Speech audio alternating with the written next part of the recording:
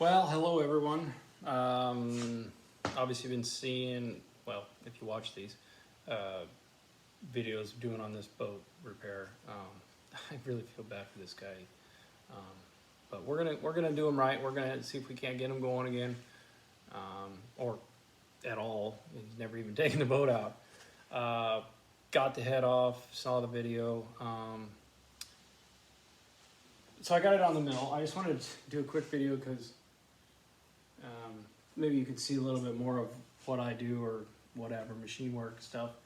I surfaced it on the belt sander, the top and the bottom, just to kind of true it up.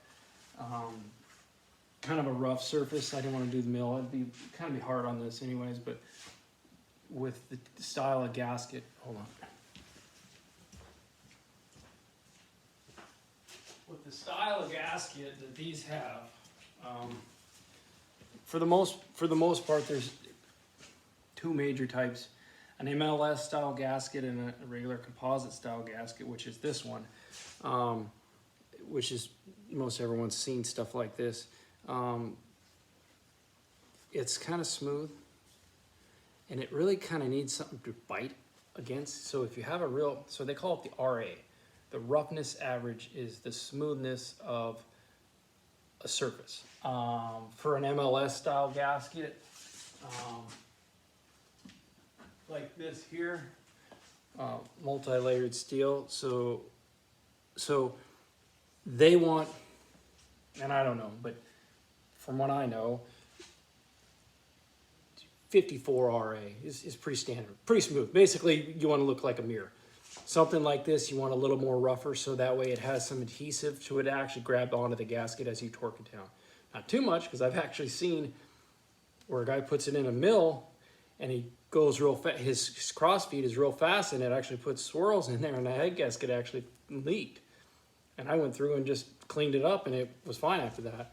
But so anyways, those are the main style gaskets. So I just did a quick surface. Now what we're going to do is we're going to tram the head in. Tramming the head is basically we're squaring the head up. We're squaring it to the table here.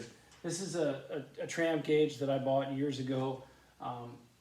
Edge technology. It's freaking slick. I mean, there's other ways to do it, but I mean with this, it works well. Now there's a lot of cooling ports and such like that in there. So the theory is, and I know already because for my head.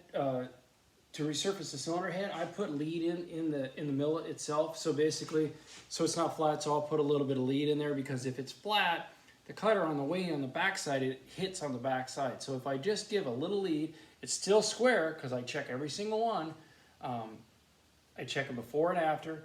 It's still square, but I just have a little bit of lead in there. So there's a couple thousandths lead in there. So I know, well, and I don't know. I haven't done it in such a long time, so I don't know. I mean, I mainly use this for heads, so it's always set the head, but I had to do some other projects. So our theory is we're going to tram this in. We're going to come in here and plunge cut this with, whatever size end mill, and we're going to face it off basically. And I'm actually going to kiss, I'm not going to do as much as I do to that hole, number one hole, but I'm going to just tune up the other ones while I'm at it.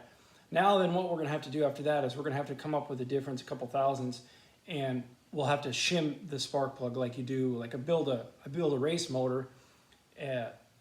So the piston is usually out of the hole, basically the piston's sticking out.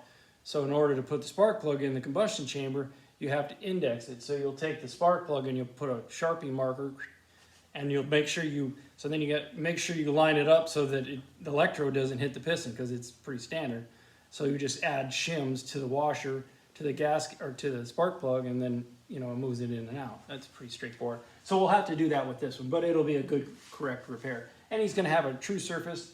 So the torque on all these were kind of gooped up. So when we go to torque it back together, now it's got a mating surface that's true all the way across.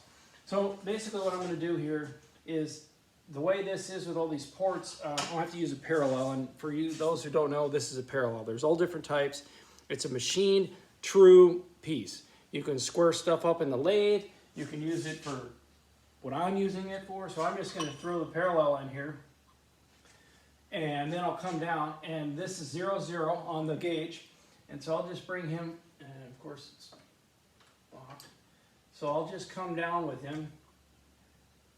And so this one reads, let's just get to 0. I could use the gauge, but this is just rough. All right, so right now there's 22 thousandths lead in this thing.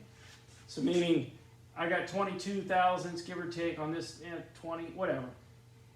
And then I have 0 on that way. So basically the mill head. And so there's 4 bolts here on most all Bridgeport style mills.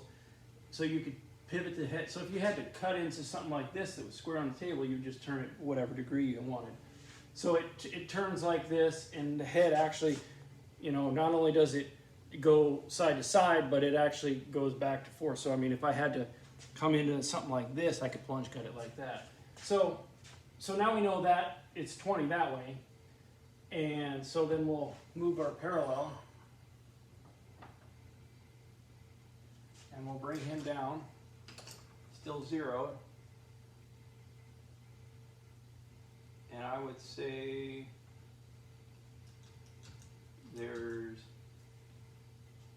it's 3 thousandths, 3.5. We'll square it up.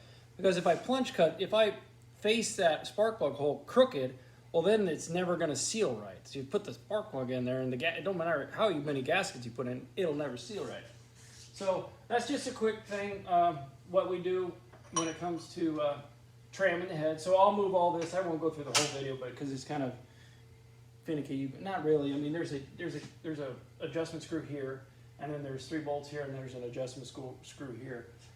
But these are very versatile machines. I mean, I made fixtures, and I've surfaced blocks. I've drilled holes in wheels bigger because they weren't the right ones. I put a DRO on it years ago, and so you could do bolt centers and bolt holes. If there was something you needed 5 bolt holes, you just tell me what it is, and I'll just program it in. And I mean, I got to manually move the gauges and everything, but I can figure it out for you. So anyways, just a quick video.